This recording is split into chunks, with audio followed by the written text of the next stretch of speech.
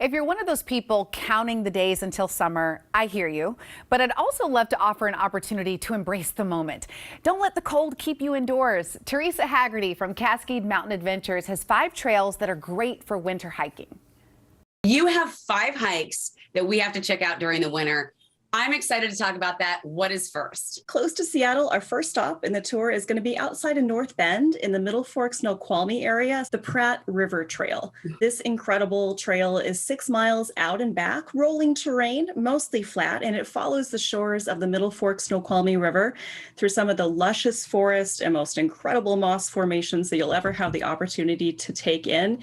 It is a beautiful stroll for adventurers of all ages and abilities. But a side note, it is far enough away where there is no cell phone coverage. So heads up. Okay. It's a beautiful thing, but something to note. And it looks like there's a beautiful bridge there for pictures and everything. Yes. What about Mount Peak? Just outside of Enumclaw, Mount Peak is an incredible destination, some good views to enjoy along the way, to a newly opened to the public replica fire lookout. It's a really great family-friendly activity. Okay, that's good because I need that family-friendly. And it's not too hard for maybe a 5-year-old to hike?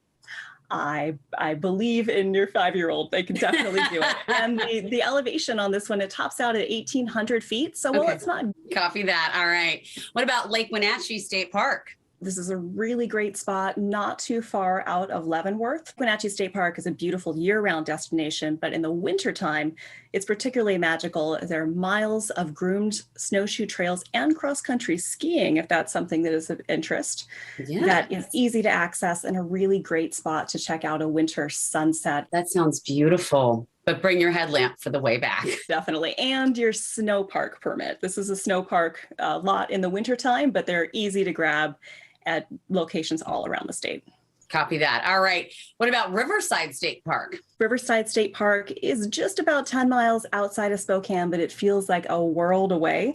There are miles of trails for winter recreationalists of all kinds of the Spokane River, either right down on the river on an incredible bridge or up a little bit higher for views up above at a really great location. I love it. What about Cape, am I saying this right, Cape Alava? Yes, and also known, another name, Ozette Triangle, is another very popular name for that destination. This takes us out to the Olympic Peninsula to the ocean. This is in Olympic National Park and a longer trail than some of the others we've talked about at 9.4 miles round trip out and back. But those 9 miles are gentle, they're rolling, and they take you through the forest out to the ocean side and some incredible rock formations. For those who want to do some camping during this time of year, if the tides are in your favor and the weather's on your side, this is a really great backpacking location, but be careful. There are some clever raccoons out there. The Park Service wants you to have hard-sided bear canisters to make sure you don't end up accidentally sharing your snacks with tiny paws. Yes, and you don't want to get between a raccoon and their snack. I learned that early on living in Seattle and Western Washington.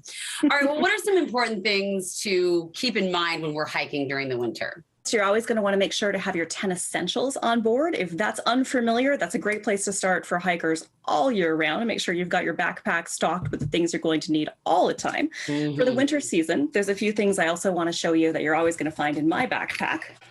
These are micro spikes, fantastic little spikes that you can put on any hiking boot. They're like chains for your boots. Exactly. These are always in my backpack during the winter, particularly if I'm expecting ice or snow. Moving on to some more fun items, but you'll always find in my pack.